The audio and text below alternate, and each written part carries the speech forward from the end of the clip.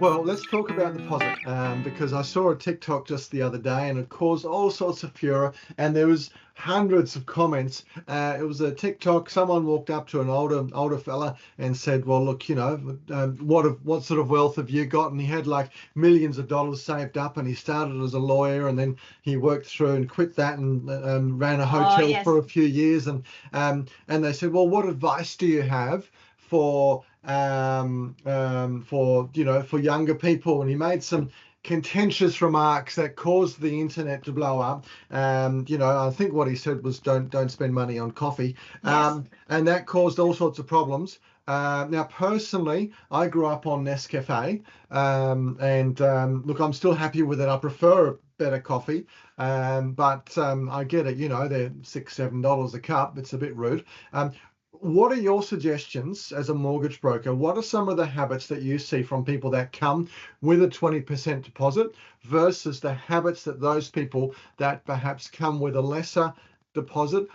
What does that look like? What do those people look like? What are the different habits and the different things that they've done that, from your perspective, you've seen that you can share right now?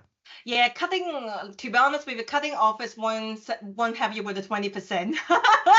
Okay, so I can have my But coffee. I do have, like myself, like I have a coffee machine at home, and I've been using it for 5, 6 years. So I save a lot of money on making home coffees. Folks, the takeaway here is go and buy $1,000 coffee machine and you're going to be rich. Well, that's one step.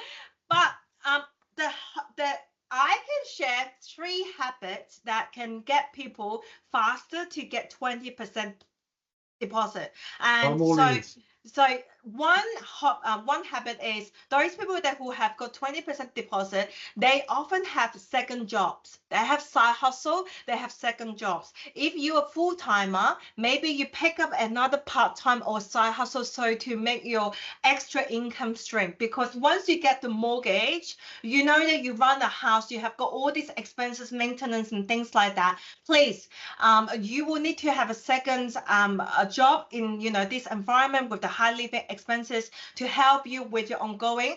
If you're trading, for example, if you're electrician working 5 till 3 o'clock, 4 o'clock, after you finish work, you can pick up 1 or 2 job from Airtasker. You can do some handyman job in the weekend. That is some extra income. So first habit is often people have 20%, they have second income, no matter if it's a second job or investment. So that's the first thing.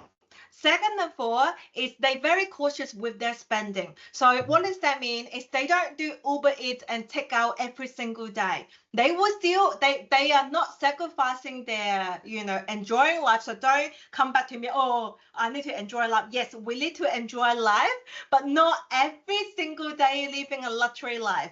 So home cooked meal and maybe homemade coffees during the week, and you in the weekend you can still go and enjoy. But for those people who have saved, when I ask for their bank transaction, I hardly see any Uber Eats. So, but when people who come to me having only $5,000 savings, when I ask them for their bank statement, they often have Uber Eats and all different devices. And the third thing is they don't have pay now, buy now, pay later. Don't do buy now and pay later facility. Don't do any car loan. If you can't, for cars, if you can't afford to buy that outright, don't buy it. Unless if you're running a business that is a different, environment to say that. But if you are just PAYG, normal people not running a business, if you want to buy $100,000 Range Rover, don't. Why? Like just buy what you can You afford. lost me. What's Yeah. wrong with a Range Rover? I like my Range Rover. I only wish. So just to summarize there, what you're saying is live within your means. If you're going to live a luxury lifestyle, perhaps live that luxury lifestyle one afternoon in the week when you go out for a coffee or a meal, not 7 days a week. Yeah. The second one was having a second income, some sort of gig that you've got a second income, so that you can show that you've got the capacity to earn. And I'm typically thinking your typical customer that's going to be able to do that is probably your younger person who's looking for their first home. Then the third thing was none of the sort of second tier loans for Yeah, doodads, for the for the TV, for the lounge, for the car, for the bits and bobs that you have in life that probably if you waited until you actually had the cash to buy them, it means a lot more anyway, and it's a lot more satisfying, I think, to purchase. absolutely. Yeah. Absolutely. Maggie, I second everything you've just said, because that's exactly what I've always suggested to my clients, and I've always said to them they need to seek their own financial advice. From my perspective, I can't give it. I can only talk about what I've done, and I'm a bit embarrassed to say that the lounge suite that I have, my wife picked up on Facebook Marketplace a few years ago, and still going strong. Those habits, they follow you through, and you Yes. watch those people, particularly from a real estate agent perspective. I have many clients who come to me time and time again, and my favorite client is a couple. And you look at them and they drive a Corolla. It's not the newest at all. They live in a 3-bedroom, 1-bathroom home, and it doesn't have great views. And they've got a pretty average kitchen there, and it's comfortable, but it's not something that I would say is specky. And I see them maybe once or twice a year, and we sit down from a real estate perspective and just plan out a few things. And I say plan out. They have a portfolio of properties that they own.